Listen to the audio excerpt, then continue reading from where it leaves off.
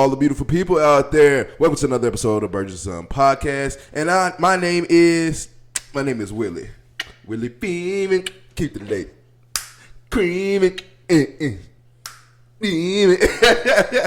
Hello, everybody. I am Zay for life, and this is Burgess. We are father and son, Burgess&son. How you doing today? I don't claim you today. How you doing today? I'm good, bruh. All right. Bruh. And the words of my daughter, bruh. We had a busy weekend this past weekend, and a lot has went down. For sure. Last night, if you guys did not catch it, it's Sunday 14th. If you did not catch the fight that happened on Saturday 13th, you guys were probably asleep. A lot of us, I was hanging in there. I ain't gonna lie. I was one eye open, one eye closed. It was so late. But it was still a good fight. The Canelo and Bud Crawford fight was last night. I'm going to get your take on it because you're more of the boxing guy more than me. But let's get your take on it. What did you think about the fight overall? What's your highs and lows on it? What's your take from it? Let's hear it. Honestly, I was surprised. Really? Yeah. I thought Canelo would dominate him, really. Yeah, because he's bigger, ain't he? Well, I mean, up until last night, yeah. So, Canelo has been fighting at 168 pounds for a while. Terrence Crawford has been fighting at 147 and 154. I think his last fight was at 154, and there was only one fight. And before that, he was fighting at 147.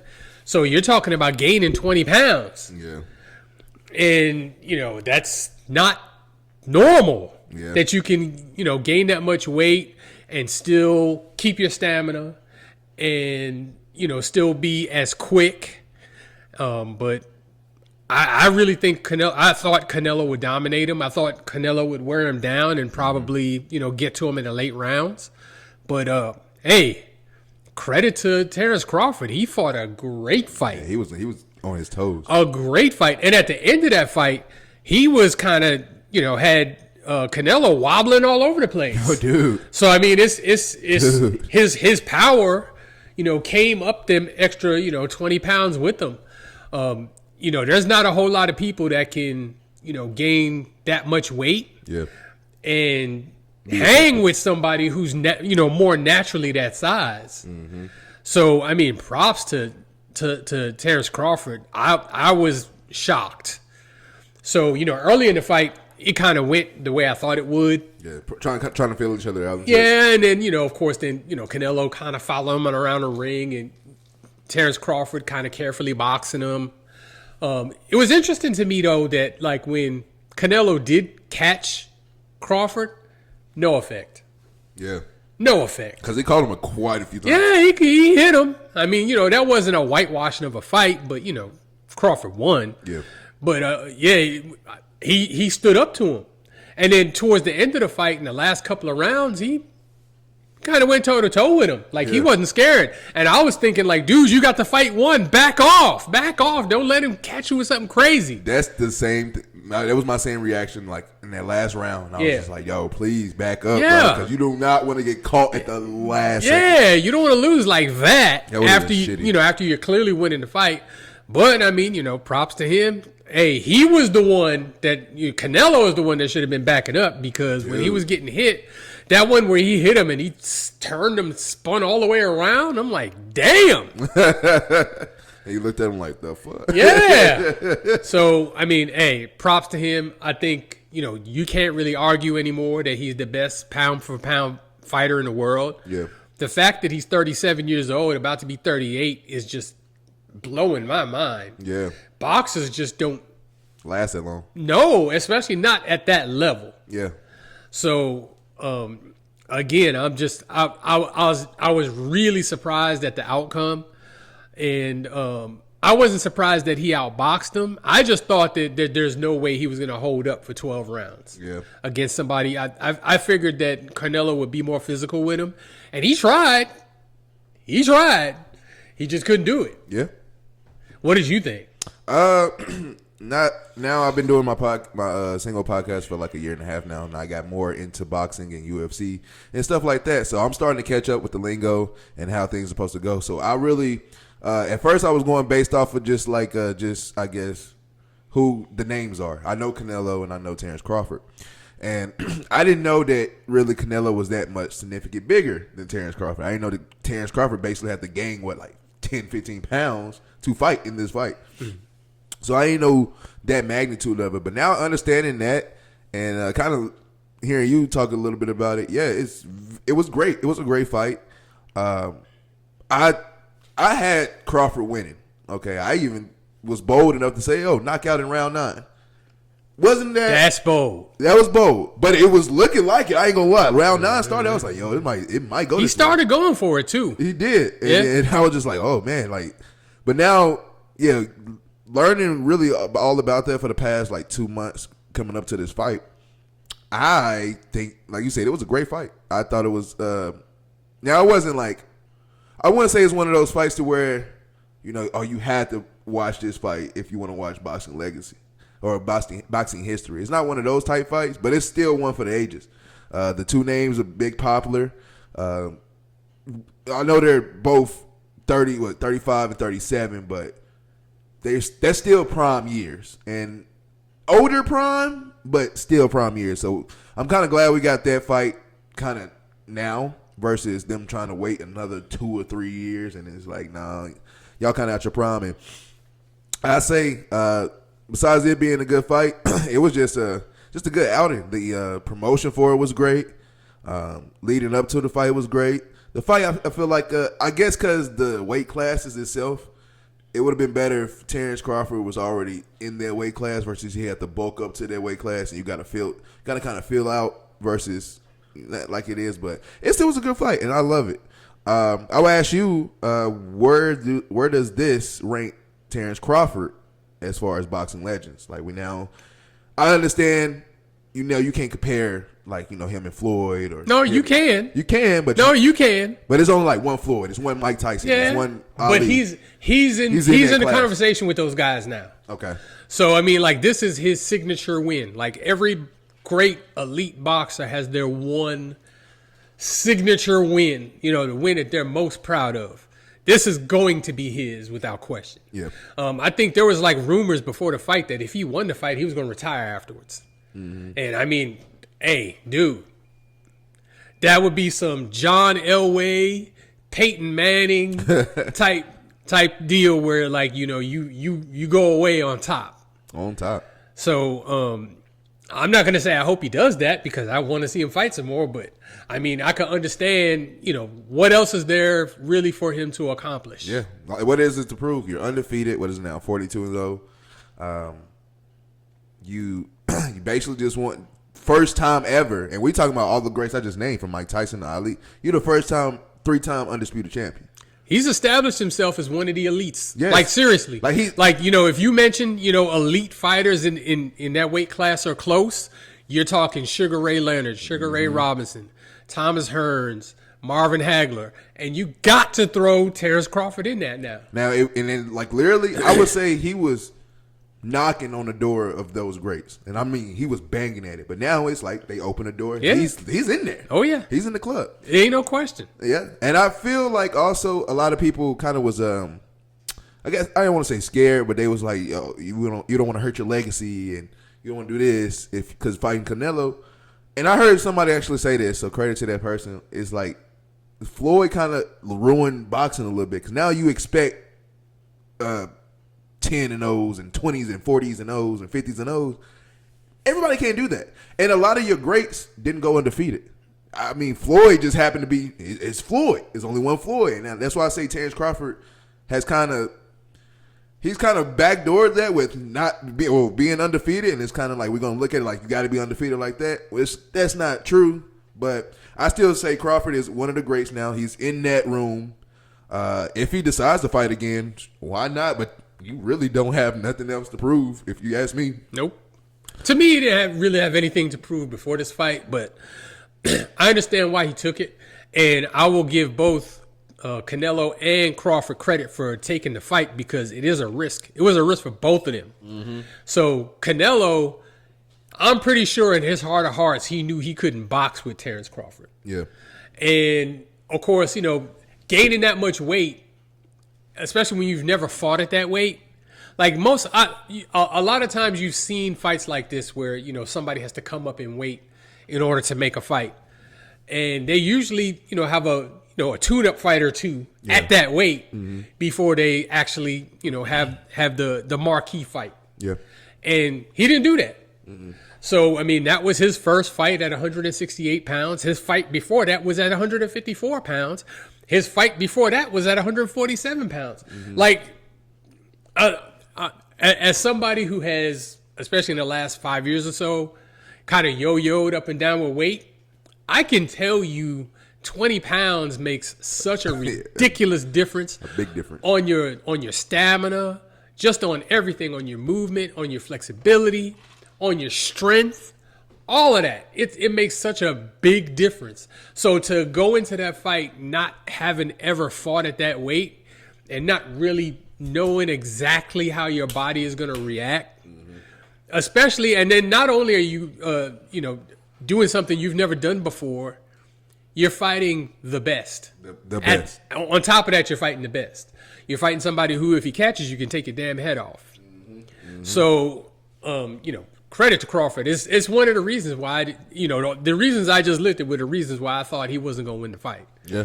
And he proved me wrong. So, hey, it happens occasionally, but. Do you think this kind of hurts Canelo's legacy a little bit? No. He got beat by a better boxer. Yeah. And, I mean, you can always say, hey, well, Canelo was 35, even though Bud was 37. It's kind of towards the tail end of their careers. But, I mean, it doesn't take away from everything that Canelo's done before this. Yeah.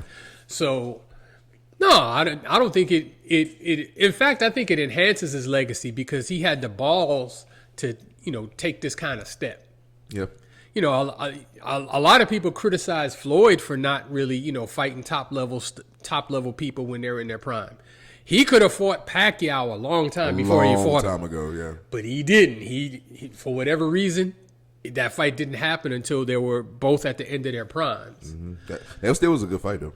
Right. So, but, back in the heyday, or I won't say the heyday, but back when I was heavily into boxing in the 80s and 90s, fights like this were more routine. These big mega fights, because the best always wanted to fight the best. Now there's so much money involved, people are afraid to mess up their money. Yep.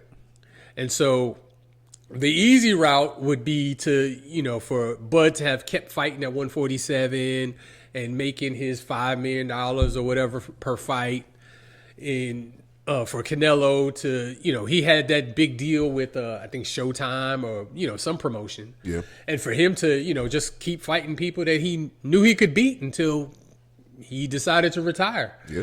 But instead, they got together and got this done. So, I mean, I appreciate them stepping in and for sure and doing it.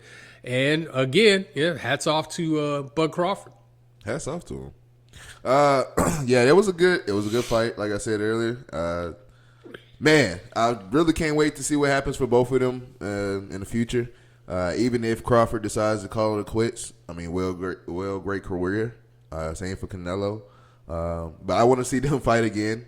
Maybe not each other, or if they decide to fight each other again, you never know. Well, you never know what the future holds. Also, this weekend or Saturday, we had a good amount of good football games, college football games that happened. We actually had to go watch a Little League football game because my daughter, shout out to Olivia, she was cheering. So we were going to watch those. The little guys stood up a little bit, and then we got to see the college guys. Oregon played Northwestern yesterday. That should have been more of a blowout than I thought it was. Yep. But that didn't happen.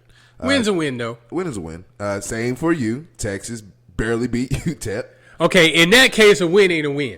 No, a win is a win. No, dude. 27-10 against UTEP? Come on, man. It's a great amount of games on. Notre Dame and Texas A&M was one for the ages last night. That was great. That was a great game. Tennessee, Georgia was great. Like, it was a bunch of games. Let's start with Tennessee and Georgia.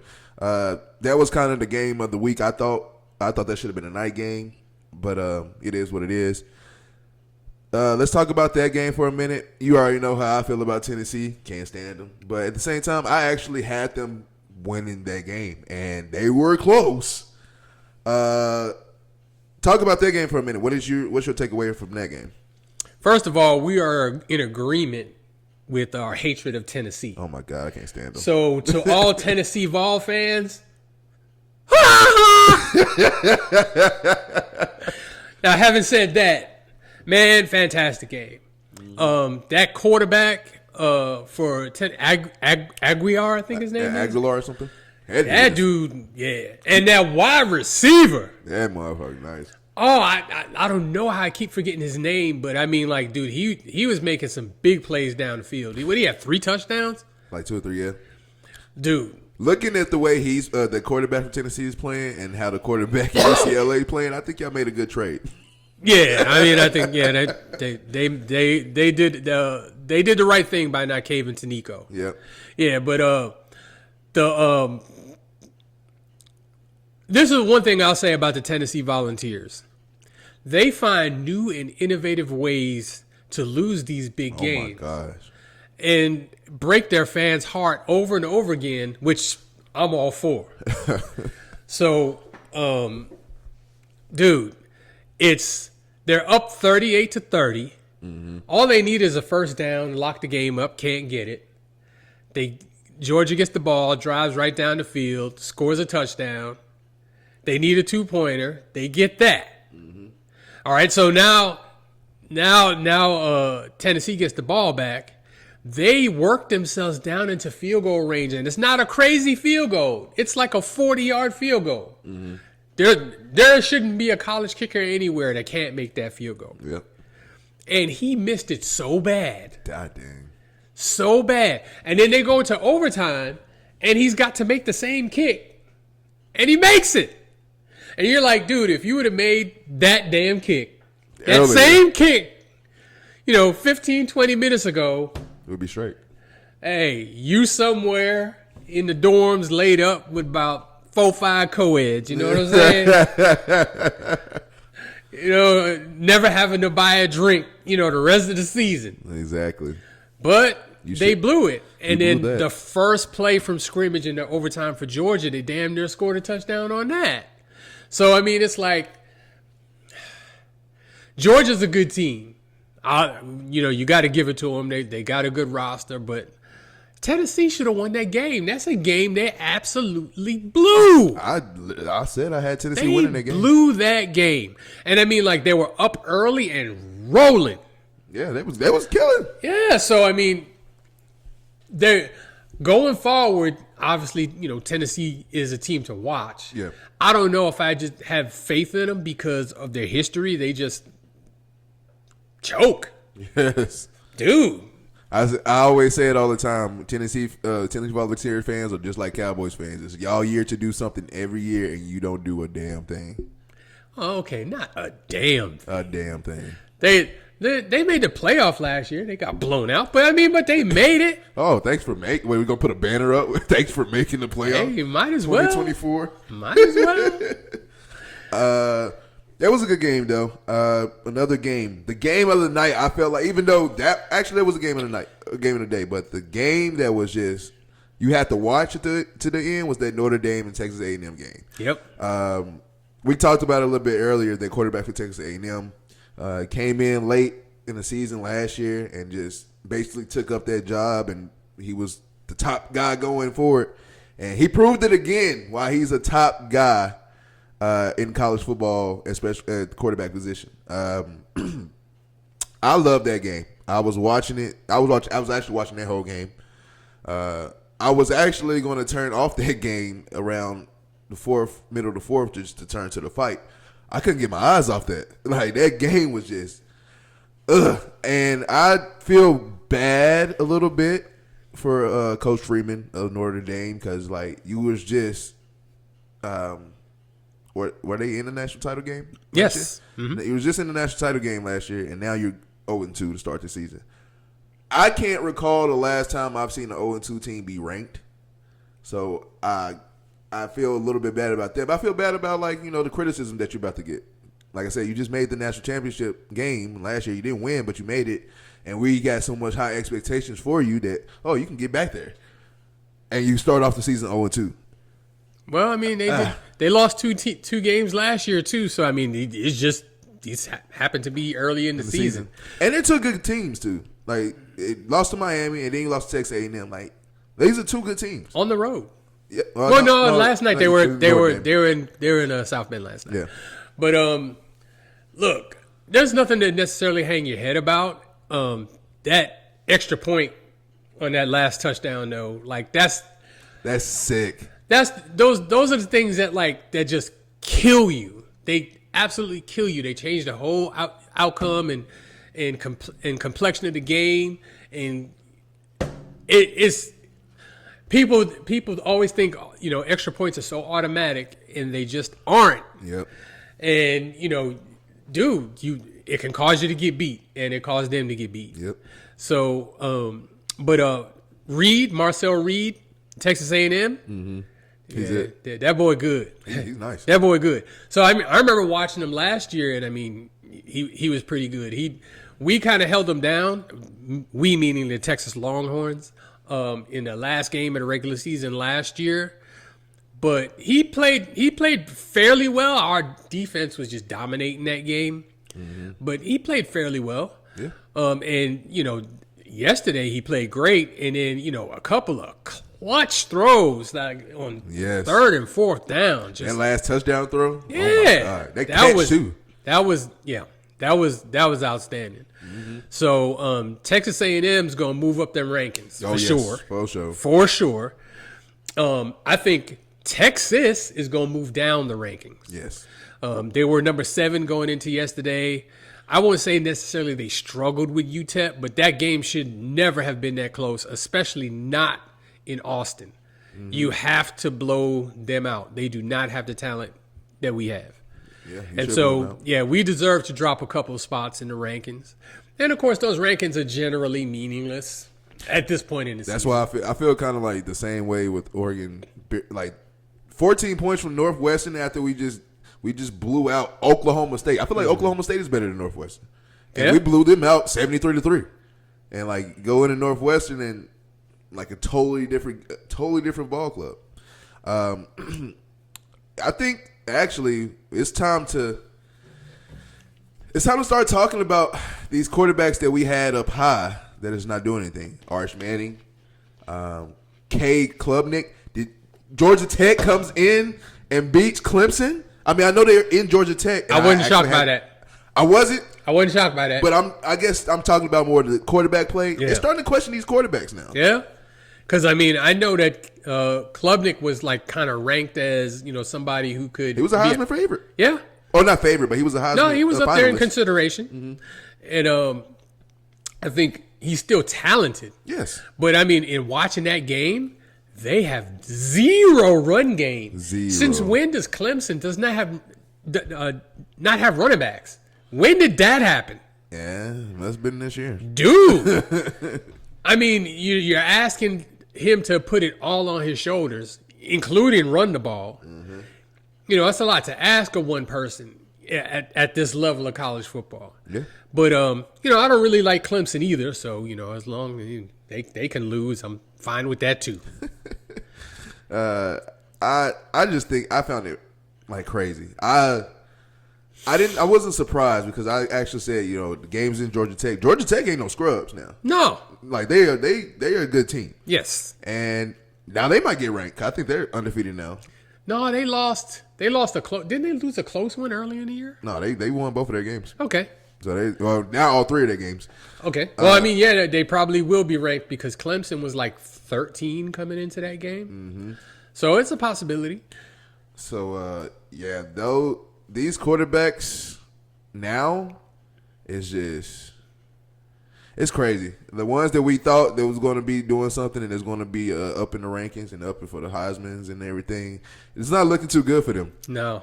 And then now we're talking about Reed, quarterbacks Texas A&M. We're talking about the quarterback for Florida State. We're talking about these other quarterbacks that they just came out of nowhere. You know who else looked good? Your dude on Alabama from West Tennessee. Oh yeah, Todd Simpson. He looked great. I saw like maybe the first half of that game, and it got out of hand early, so I switched from it. But I mean, he had a couple of throws where I was like, those are NFL throws. Yes. And on top of that, I guess for his debut, they play Florida State in Florida State. Like, that's kind of hard for, first time starter at Alabama for him to go out there and be poised. But now he's caught up to speed and he's going. Now, the same thing I thought was going to happen for Arch Manning. I'm not going to lie. I was like, okay, look, you asked too much. Defending champions, he went to Ohio State. He was going to look shaky. But now it's like, dude, when are you going to turn it up? You played 2 games back-to-back. I'm like, okay, the last game, 4 touchdowns in 5 minutes? Okay, but look at your competition. You should have did the same exact thing yesterday, and it didn't happen. Man, I hate being right about this one. Normally, I will gloat and come on, and scream to the mountaintops about how I was right about something, but I can't this time because I'm a Texas fan. So, Arch Manning not being anything close to this generational talent that he's supposed to be is disappointing. Even though I didn't really think he was a generational talent to begin with. Yeah. But man, I hate being right about that one. Hate being right about this one, but I know you about to love being right about this one. Your boys, USF. Oh yeah, that was pleasurable. Fell to Miami. That was pleasurable. Talk about that one. Why was you happy about that? Dude, because USF fans, I've seen them online talking crazy, talking about they should be ranked number 1 after they beat Florida. So they're 2-0. They were unranked coming into the season. They beat Boise State at home. That's a good win. Then they go on the road and they beat Florida. That's a good one. Florida beat themselves in that game. If you watch that game, they had at least 2 touchdowns called back on. That's dumb another penalties. Florida's quarterback. He was supposed to be real good. Yep, Lagway. Yep. He he threw 17,000 interceptions yesterday. My God. But I was tired of their fans talking crazy, talking about they should be ranked number 1 because of those 2 wins. And then they go to Miami, and Miami let them know. You're not even number 1 in the state of Florida, son. I was like, wait your turn. Wait your turn. Wait your turn. I think they got a good path, USF. I think they got a good path going. But, yeah, they was talking crazy. Yeah, just slow your roll a little bit. That's all. All in all, it was a good Saturday. Good Saturday for football. A lot happened. I don't know if I know it's gonna be some good games next week, but usually they be all plastered. Who played last night on ESPN? LSU. Yeah, that was LSU, Florida. Yeah. Yeah, that's the game that he threw. 17,000 interceptions. Yeah, that was I think it was 5, but I mean, it might as well. It might as well have been 17. If you times that by 1,000, carry to 1, I think you get to 17. Yeah, you can't throw 5 interceptions in a game, dude. That was terrible. Yeah, terrible. And some of them were so bad, so bad. I don't know what some of these quarterbacks that we thought was taking the reins is taking a big ass fall, and it is what it is. That's another coach who's probably going to be on the hot seat. Florida's coach. Florida coach? Yeah. So? Napier? Uh-huh. Yeah, I think he's on the hot seat. Oh, speaking of that, I got the notification that, and this is Sunday, September 14th. UCLA and both Virginia Tech fired their head coaches after starting 0-3. Okay, so there's a lot more coaches that are probably going to be on the hot seat. Yep. So I hope, like I just talked about, I think Notre Dame is going to be good for the rest of their season, and so I don't think he's on the hot seat, but they're going to look at him different. Their head coach of Notre Dame, they're just going to look at him a little different. He's got time to turn it around. Yeah, he does. And honestly, their schedule I don't think is that difficult. So I don't think. Yeah, that's what I said. I think they're gonna run. They run the table. They'll get in the playoff. Yeah, for sure. It's Notre Dame. Mm-hmm. Anybody else you think is on the hot seat besides that? I mean, aside from just teams that straight suck. Yeah. Not that I can think of off the top of my head. In the NFL, there are some that are on the hot seat. There's a lot in the NFL. Like Dayball with the Giants. Mm-hmm. Are they winning right now? Sure. It was halftime 13-10 last time I looked. Mm-hmm. But if they don't start stringing some wins together, that dude is going to be on the street pretty quick. They're losing right now, 17-13. So, yeah. And then the Miami coach, McDaniels. Yes. Yeah. Oh my God, yes. He's going to end up back in San Francisco. They was losing. Calling plays. Oh, they're winning right now. Who, Miami? Yep. 2015 over the Patriots. Oh, okay. Another coach that everybody out there who's a Titans fan like me, dude, Brian Callahan, Jesus Christ, bro.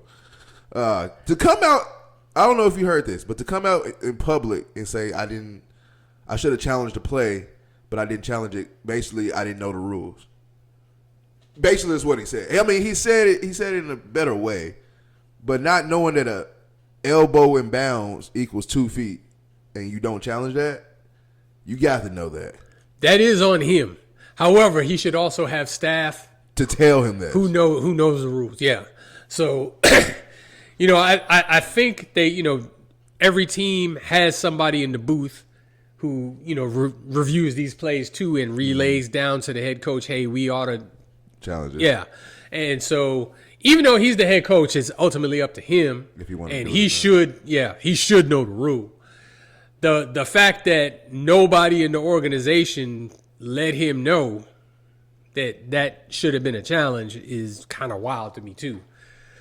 But I mean, bad organizations don't have their shit together, and it results in losses where you could have won. Yeah. One game I want to talk about in the NFL actually happened on Thursday. Why are you going to bring that up, man? Because I actually got a point to make with it. But we already know your boys, they didn't look too hot against the Packers on Thursday, falling 27-18. The Commanders, by the way, if nobody knows. I don't know you don't want to talk about that game, period. But what I want to talk about is, can we start, and just by the looks of it, watching that game and been watching football for a long time, top 5 is kind of a stretch for me to argue, but for sure top 10. Well, can we start talking about Jordon Love being a top quarterback in the league? I think we can. I thought so when he first started. Yeah. I was like, he was good. Yeah.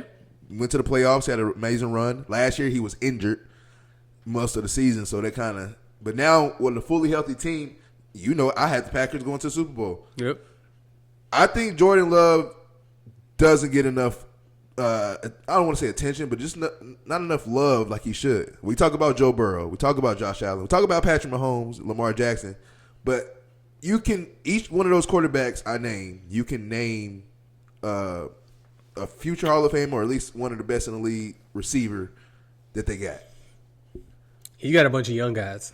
I can't name even a Pro Bowler for Jordon Love. Pro Bowler, no. I mean, but I can name his receivers, and they're good players. They're good players. But yeah, I mean, Jordon Love is a really good player. So I think he flies under the radar just a little bit. He himself is kind of quiet and not a rah-rah type of guy, and there's not a whole lot of sensation around him. Green Bay itself is, it's a small town with 100,000 people. It's not. It's one of the glamour franchises. Yeah, but it's not one of those out in front type franchises like, say, Dallas or like the Raiders or anybody in New York. Yeah, so he can fly under the radar sometimes. As far as that game on Thursday, dude, they were just better on both sides of the ball. They were better offensively. They were better defensively. In the first couple of series of the game, I knew we were going to lose because they kept getting to Jaden Daniels. Dude, it was. And all he I got could scared do, for him a little bit. All he could do is, throw these little check down screens, and Green Bay was sitting on him. Yeah. So it was like, okay, he'd complete the pass, but it'd be for 3 yards. Mm-hmm. And, we weren't able to threaten them down the field any. Mm-hmm. We couldn't really protect him long enough to really, get the ball down the field. We couldn't run the ball effectively. We couldn't really pressure their quarterback. We couldn't pressure Jordon Love. He was carving us up. It just wasn't our night. Mm-hmm. But honestly, if I'm being honest, that team was just better than my team. Yeah. Packers are I said at the beginning of the season, Packers are one of the ones to watch for. And I said they was going to the Super Bowl before the Michael Parsons trade. Yeah. So, man, Michael, and you can tell even, and it's certain players that have that, like, I guess, aura. Just Michael Parsons being on the field, that helps. He commands attention. Now everybody else is eating. And you can't really, like, their secondaries are, like, underrated a little bit, but they're good secondary, good linebackers. They got a good defense. They got a really good defense. Dude. Really good defense. But did you see after the game when they were interviewing Michael Parsons and the crowd was saying, thank you, Jerry. I was loving that. I love that. I was loving that. Hey, I'm telling you, I'm going to go on record right now. If the Packers win the Super Bowl this season, they should put a statue of Jerry Jones outside of Lambeau Field. The same smile. You know? That would be crazy. I go all in for that one. But yeah, I think Jordan Love is one of the best quarterbacks in the league. He just don't get the attention he deserves. And then remember not too long ago we talked about how the Lakers somehow find all these great duo players to play for their franchises. The Packers somehow find a quarterback. Just we go away to Bart Starr, to Brett Favre, Aaron Rodgers, now Jordan Love. Where are y'all finding these? Are y'all just building them and just putting them in the radar or something? Best scouting and development department in the NFL, dude, and has been for a long time, dude. Yeah, they just, dude, these first and second round picks, they hit. Yeah. And that's how you really build and maintain a great team, is that you don't waste those first and second round picks, because those are players, those are impact players. Those are immediate impact players. Yep. And then if you happen to lose a free agent, salary cap league, you can't pay every single body. So when somebody prominent leaves, retires, whatever, you can fill him in with the young player and not really miss a step. And that's something that the Packers, in my opinion, have mastered. Yes. And the fact of as a competitor, you hate to feel like your talent and your time is being wasted. But for them to have Brett Favre draft Aaron Rodgers sit for like a couple of years, and then he gets his turn, plays great. Draft Jordan Love, he sit behind Aaron Rodgers for a couple of 3 or 4 years, comes in, killing. It's hard to sit there and watch, like I said, your talent and time be wasted, but it's planning out for the Green Bay Packers right now. They're on verge of getting yet another title with another quarterback that's going to be the quarterback for at least 10 more years. I don't know what to say. Like you said, their scouting and quarterback is phenomenal. And a thing that blew my mind, I didn't know this until the draft, that when they drafted the receiver from Texas, I didn't know that's their first time drafting a receiver in the first round. I thought Devontae Adams went the first. Dude, and when you think of, I think it was their first time in a long time. Yeah. Because they drafted Sterling Sharp in the first round. Yeah. But Devontae Adams, that was a second round pick. You know what I mean? They've had a list of really good, players on the perimeter. Jordan Nelson, Randall Cobb, Donald Driver for a long time. Yep. So and these guys are lower round picks that they develop, and they just hit on them. Yeah. So I mean, that's how you keep a franchise relevant for a long time. In a salary cap league, you can't just buy championships. You can't do it like, say, the New York Yankees do, when the next available free agent, you just throw more money at that person than any other team can throw. That's how we got Jazz Chisholm. You can't. Yeah, you can't do that in a salary cap league. So going forward, though, it's going to be interesting to me how they manage the cap now that they've signed Michael Parsons to this enormous damn deal where he's making almost as much as Jordan Love. Yeah. But if they continue, the thing is they got to continue to draft and develop, even though, of course, their next 2 first-round picks are going to the Cowboys. Yeah. So it'll be interesting to see what the Cowboys do with them picks. Yeah, that's going to be interesting. They'll screw them up. I'm confident in that. Let's call a couple of games before we get on. We already got the morning games going on. Cowboys are leading by 1. Seahawks are leading by 3. Titans are actually got the ball, but we're losing. Miami's losing again. Bills 30-3 on the Jets. Oh my goodness. Somebody else getting their ass whooped too. Oh, the Bears. The Bears. All right, let's call a few games. Mostly the night games. Well, the afternoon game of the day that should be the night game. I don't know why this is not the night game, but we got Eagles traveling to Kansas City, Missouri, to play the Kansas City Chiefs. Game is going to start at 3:25 Central Time. Who do we got in that game? I'm not picking against the Eagles. Not against the Eagles? I'm not picking against the Eagles. Okay. You think Jalen Hurts is going to go off or what? If he needs to. As long as Jalen Carter don't spit on nobody, he's still on the play this game. I can't. If you can't bet against the Eagles, I can't bet against the Chiefs in Arrowhead. One of the best places to play. One of the best organizations when it comes to fans. Their fans are just wild and crazy. I can't bet against Pat Mahomes when he's at the crib. So I got Chiefs actually winning that game. You got Eagles? I got the Eagles. Final prediction score? I think they win it kind of easy. Oh, damn. 28-19. Okay. Wow. He said it, I didn't. Tonight, the night game is going to be the Atlanta Falcons traveling to Minnesota to play the Vikings. Who we got in that game? Vikings at home. Vikings only because they're at home. Yeah, I think J.J. McCarthy, he had a fantastic fourth quarter of his last game. Yeah, he did. I think he's going to keep rolling on with that, and I think they got this game. But I actually saw this. This is a rematch. J.J. McCarthy versus Michael Penix. Remember, they played the national championship. They sure did. Yeah, so this is a rematch of that. Okay. Maybe Michael Penix come in with revenge right now. Hey, I think Michael Penix at this point is a better quarterback than J.J. McCarthy. But Think so? I think the Minnesota Vikings roster is better than the Falcons roster. Yeah. Overall. Okay. So if you was to trade the quarterbacks, Michael Penix on the Vikings, you think that would be just that would be nasty? Yeah, I think the Vikings would be a better team. Oh, okay. Doubleheader Monday night. Remember Monday night doubleheaders only used to be week 1? Yep. That was it? Yep. Now they're random throughout the year. Doubleheader on Monday night. First game is going to be Tampa Bay going to Houston to play the Houston Texans. Who do we have in that game? Ooh, that one's actually a hard one to game. pick. Give me the bake show. Yeah, going with the Buccaneers. Yeah.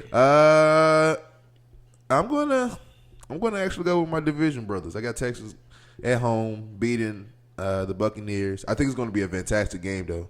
I think it's going to come down to who got the ball last, which both of these quarterbacks, when they get the ball last, are great. Yeah. C.J. Stroud actually needs to use this game as far as getting back in tune. I think last week versus the Rams, it was just but I think this week he has a chance to turn it around. Last game on Monday is going to be Chargers versus Raiders, division game in Las Vegas. The Raiders actually looked pretty good versus the Patriots last week. The Chargers, Justin Herbert looked like Patrick Mahomes versus Patrick Mahomes on their first game. Yeah. Who we got in that game? I'll go with the Chargers. Chargers? Yeah. Chargers over the Raiders in Las Vegas. I'm going to go with the Chargers as well. I think they have a better team. I think you called it too. The Chargers winning their division this year. Mm-hmm. They're on pace, and I think now it's time for Justin Herbert to lock in, which I think he's doing. I would say yeah. I think they're going to actually I think they're going to take their game. And we'll call, since we ain't going to be filming at that time, we'll call Thursday night game.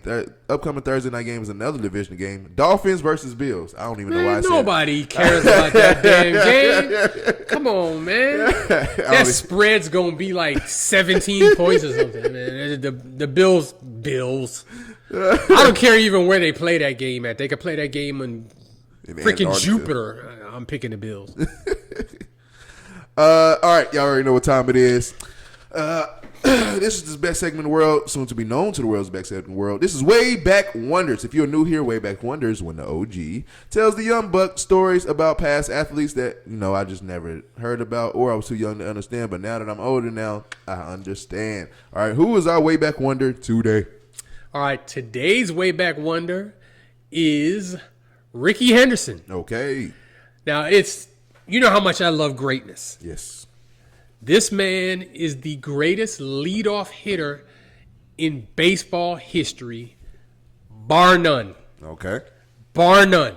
When did he play? He played, I think he started his career in the early 70s. In the late 70s. Mm-hmm. And he retired in the early 2000s, like 2002, 2003. He played like 24 years in the league. Oh, wow. That's impressive. So he holds 2 major league records outright. One of them is never going to be touched. The other one is going to be extremely difficult for anyone to get. I won't say no one will ever beat it, but it's going to be there for a while. Mm-hmm. The first one is he is the all-time major league stolen base leader. Damn. So he has stolen over 1,400 bases in his career. Jesus. The person who is second has 900 and something. Yeah, that's going to be a... So back when he played, the game was more fundamental, meaning that everything wasn't just home runs. Like today, it's hit a home run or strike out. Yep. And back then, it was, more manufacturing, like more fundamental. Get a base hit, draw a walk, maybe steal a base, have a sacrifice to move the person to third, maybe have somebody try to drive him in. If not, sacrifice fly. It wasn't just always just bang, 3-run homer. Mm-hmm. He, one of his other records that I said that is probably going to stand for a long time is that he has scored more runs than anybody in the history of baseball. So that's the whole goal of the game. Damn. Is to score runs. And so what's unique about him is that he had the speed to be able to steal all of these bases. He was also a powerful hitter. So I know he's still in the base, but he's still at home? I don't think he did that very much. But, okay. I mean, the pressure that it puts on the defense and on the pitcher in particular. Yeah. If you got Rickey Henderson on first base, you're trying to do everything you can for him to not steal second. Mm-hmm. And so that takes the focus off what your primary job is to get the hitter out. Yeah. So it takes them off their game. And then if he's on second and nobody's on third, you got to worry about him stealing third. And you legit have to worry about it where you wouldn't have to worry as much with another player because the catcher's throw to third base is much shorter than the catcher's throw to second base. Yeah.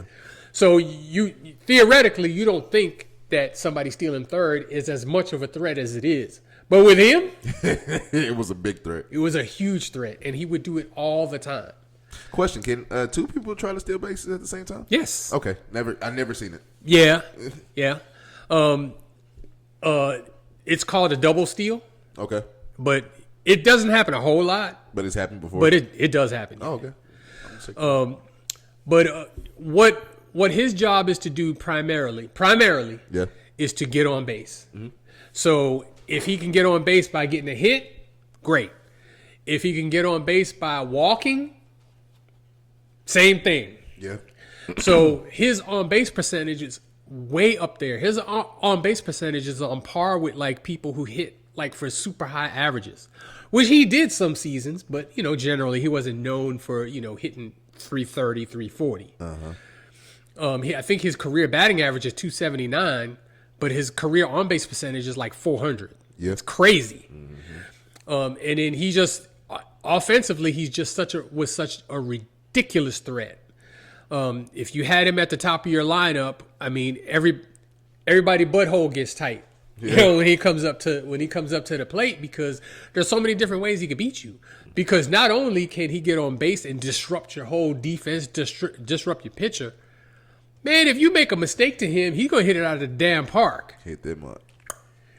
He also holds the record for the most leadoff home runs hit with 81. So 81 times he started off a game with a home run. Wow. So leadoff hitters are generally not power hitters. Generally not. Their job is to get on base and set the table for, the three hitter, the four hitter, the five hitter, who are your power hitters to, let them drive you in. But he would generate runs almost by himself without even getting a hit. I mean, it's so dominant. It's a ridiculous way to dominate a game compared to how it is now. Yeah. Because now what you do is you do want people to get on base, but you're not asking your base runners to disrupt the defense. Mm-hmm. You just want somebody on base so that when this guy hits a home run, it's more than one run. Mm-hmm. And he was the epitome of threatening your defense, threatening your pitcher, even without necessarily being, some big monster hitting 60 home runs a year. Mm-hmm. But I mean, he was feared when he came to the plate because he didn't swing at trash. So you can't just throw him balls in the dirt and him, swing at stupid pitches. He makes the pitcher work. Mm-hmm.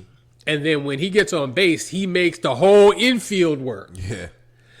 And when you put pressure on a defense like that, they make mistakes. Mm-hmm. And when they make mistakes, he capitalized. Damn.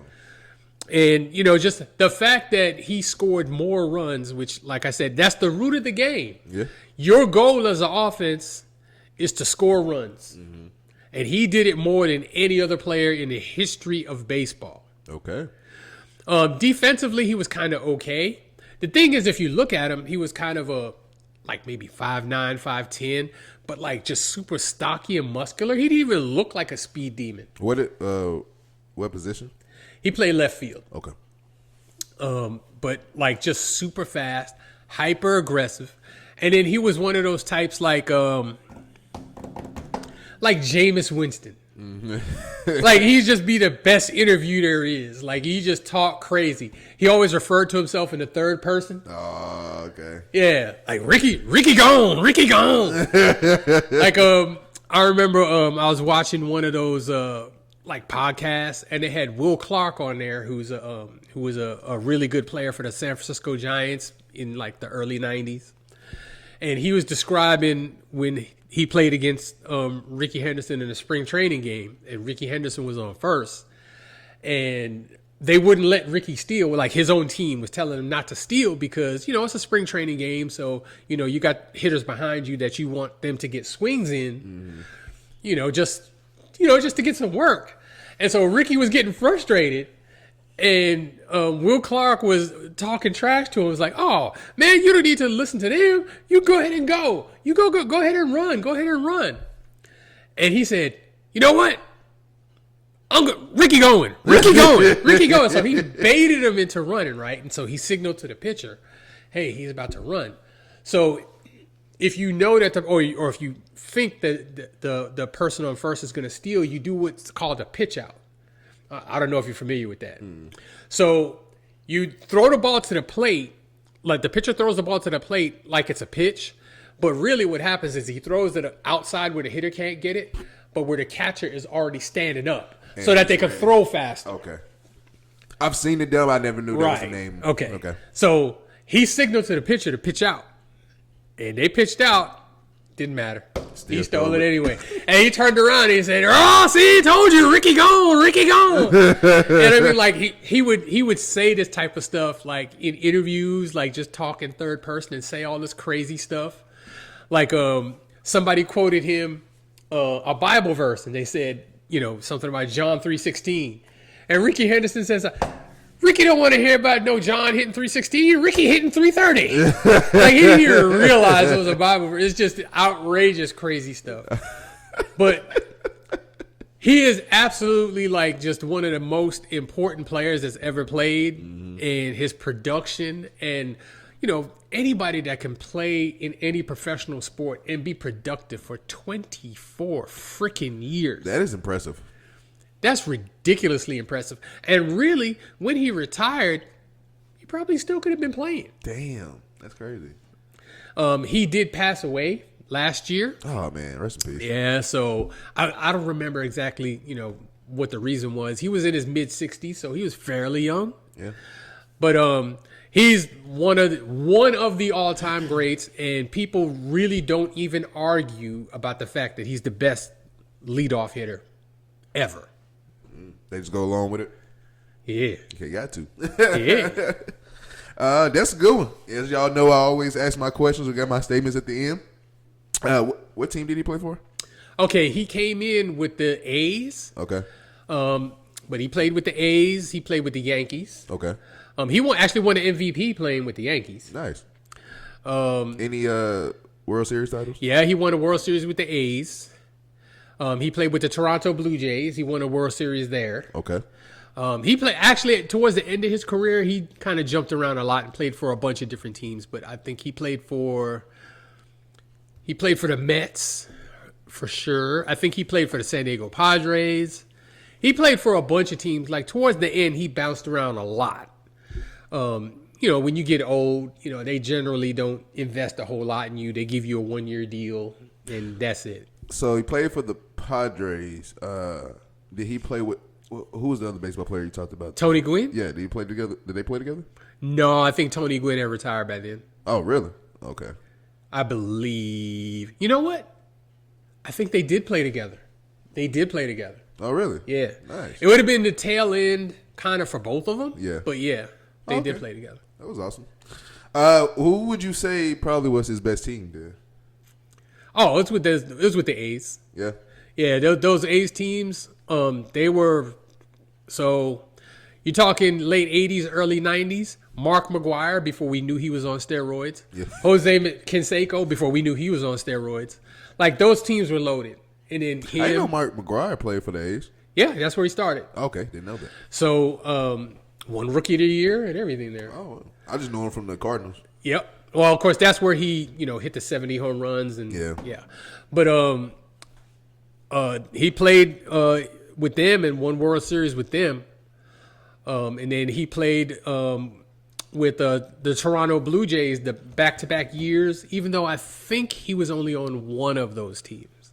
I'm not sure that he was on both of them. Mm-hmm. But they won like in 1992 and 1993, and I think he was only on one of those teams. But like the dude was just a disruptor, like everywhere he went. Yeah. But primarily his best years were with the A's.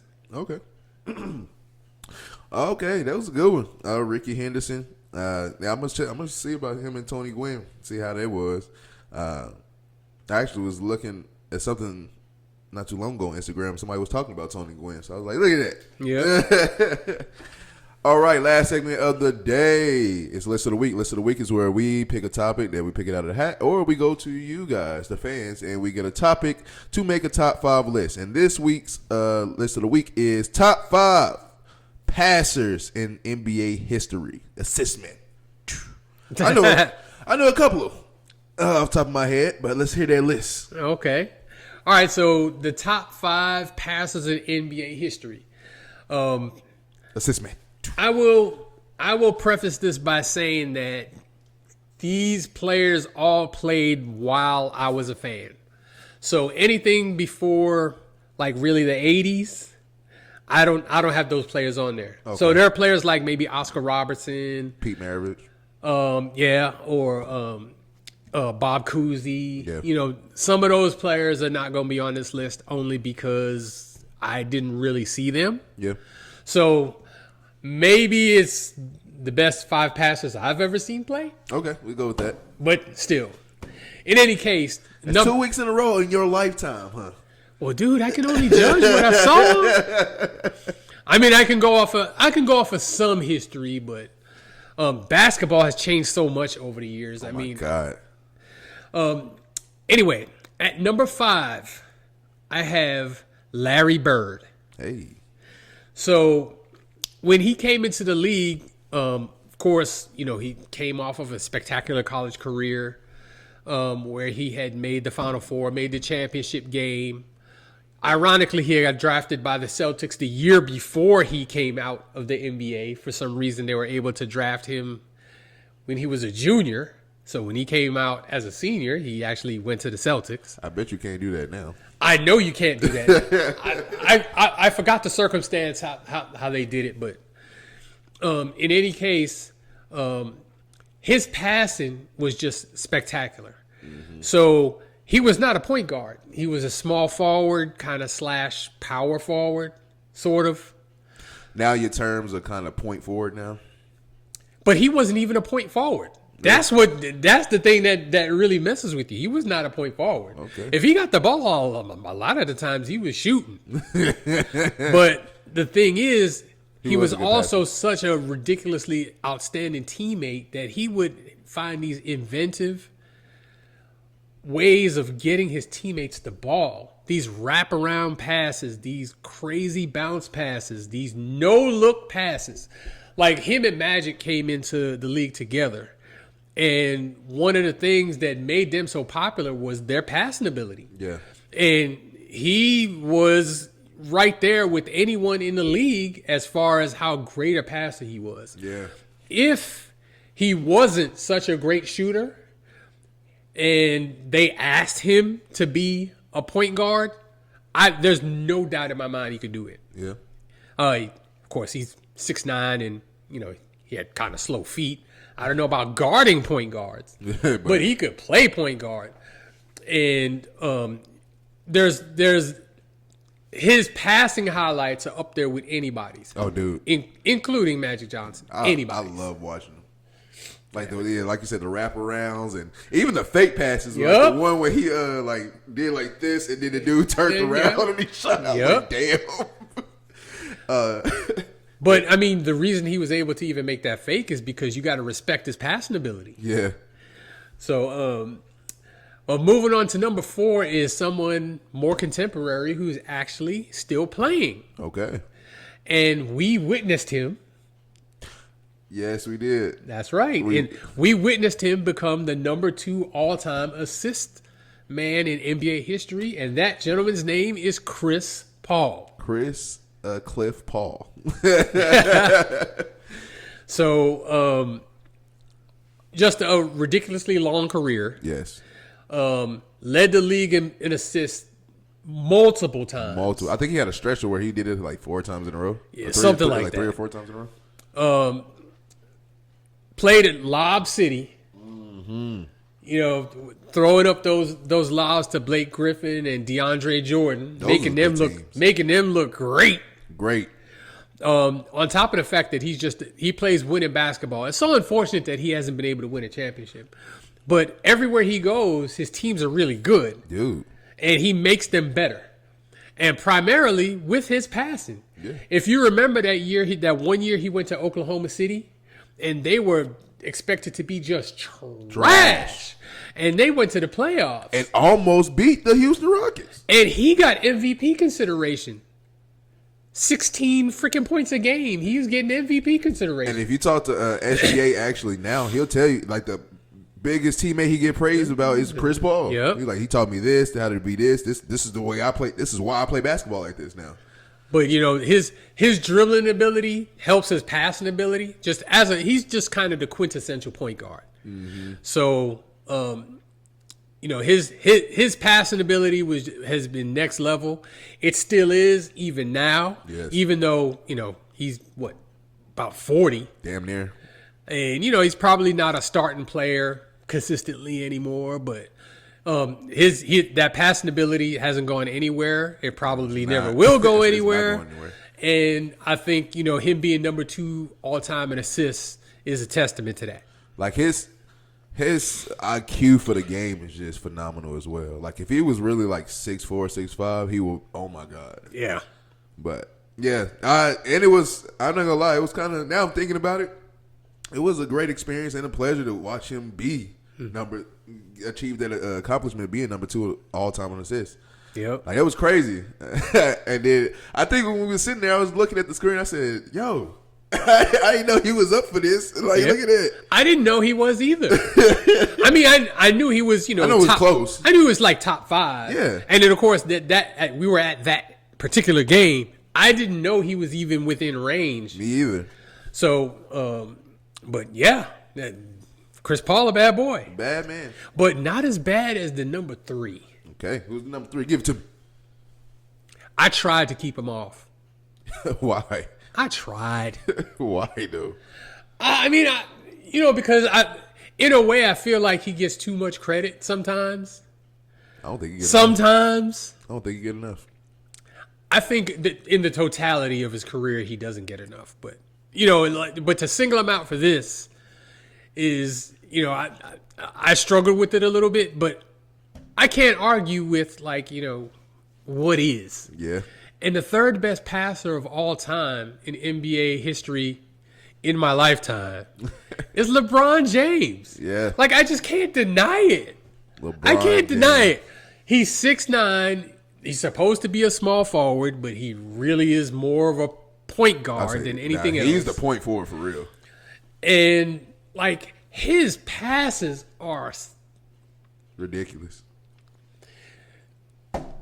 These no-look, behind the back, bounce passes through 8 guys. And he's a big man, so I know that them passes are coming in hot. Right, and you could be ready. Your hand gonna be broken in a minute. There's no weakness in this man's game. None. He's elite, at just about everything. He's an elite scorer.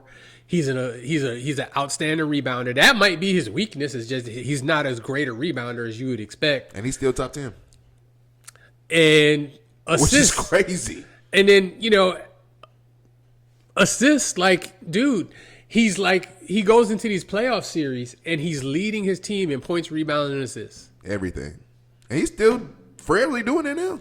And then, he's still averaging 7, 8 assists even now. That year they won the championship, he led the league in assists. Yeah. He's a freaking small forward. Tell you, man, he don't get enough love, man. So, I will offset it by also admitting that he is number 1 all time in turnovers. But, point guards lead the league in assists, and they also do lead the league in turnovers. So let's not act like people who are great passers never turn the ball over. They absolutely turn the ball over the most. Yeah. So, but as far as his passing ability goes, there's only 2 better. So one of those 2 is the all-time leader in assists in NBA history. And nobody's close. And I think this is one of those records that just nobody's gonna get it. Yeah, nobody's gonna get it. Nobody's gonna get it. Especially now, nobody. Yeah, he's gonna play. No, nobody's gonna play point guard as long as he's played it. Even though Chris Paul kind of has, but not at the level that John Stockton, the second best passer of all time, played.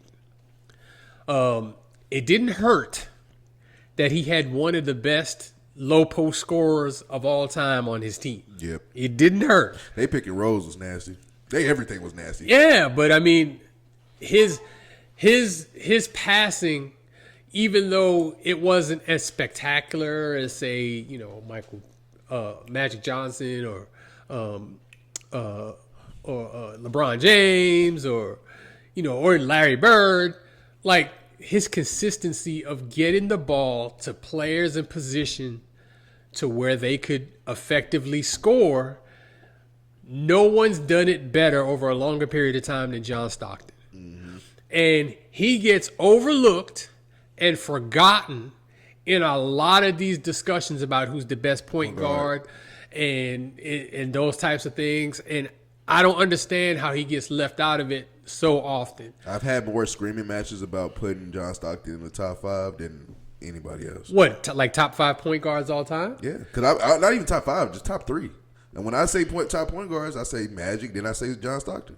And then I go to Steph and all these other people. But they would kill me. Because as I say John Stockton, man. I'm just he's one of the best. Look at his stats.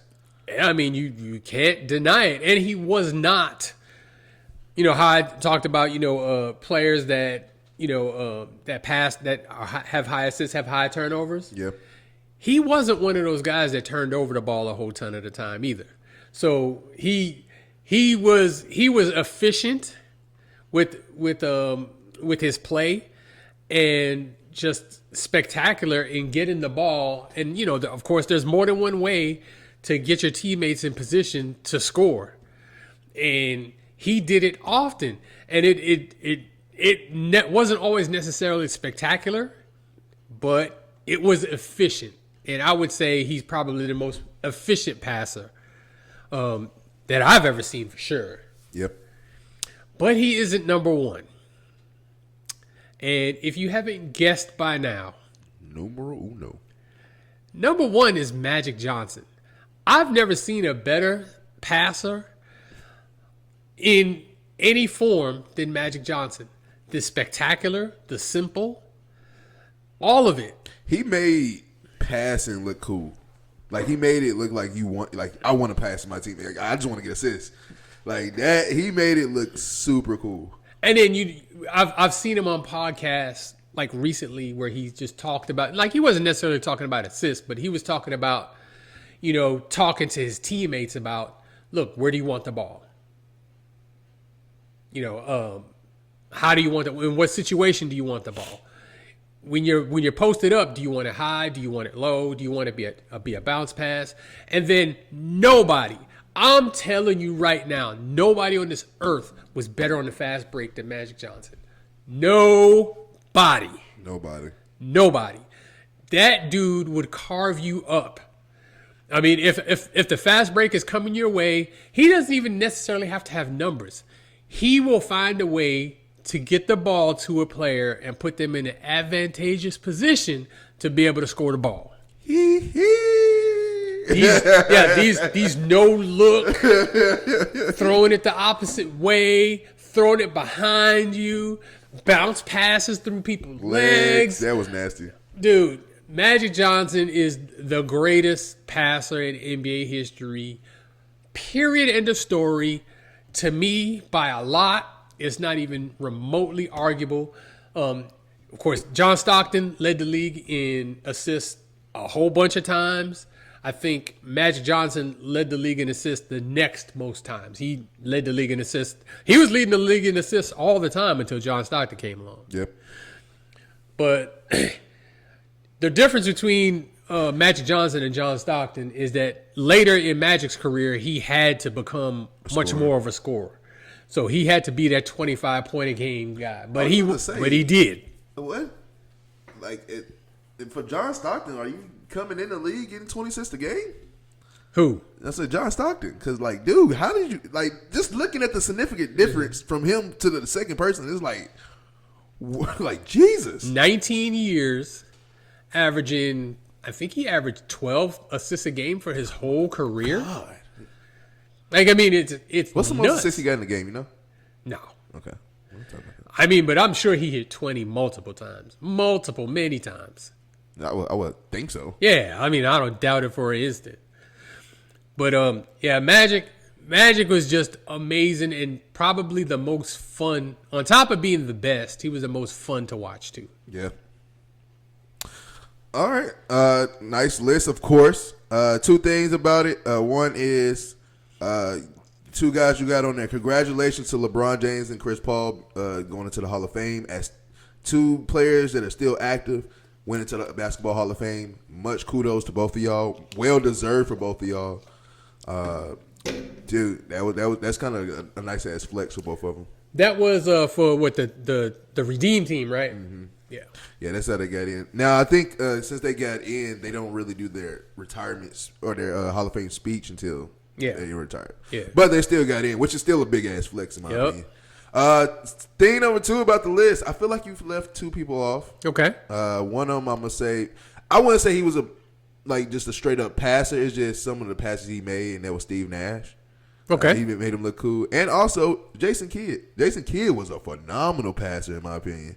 But on the list, I get it. Yeah, there's only room for 5. Those guys are phenomenal. Honorable mention. Yeah, those guys are phenomenal. But I only had room for 5. Yeah, and then of course I was also judging not just by quantity but by quality. Yeah, and I'm not saying that Jason Kidd and Nash weren't outstanding. Yeah. Nash won MVPs because of assists, really. So, But yeah, I only got room for 5. I'm sorry. The one pass I always think about with Jason, well, really two with Jason Kidd is the one when he like rolled the ball down the court. It's for a pass and dude got it and like he dunked it. But the other one is when he was on the Mavericks and like they needed like an alley oop and they had the center over him and he just looking. He analyzed it back. He's like, all right, and he just threw it perfect for the win. I was like, yo, that was crazy. But yeah, thank you guys for joining us on another episode of Burgess and Son. We will be back next week, same time maybe.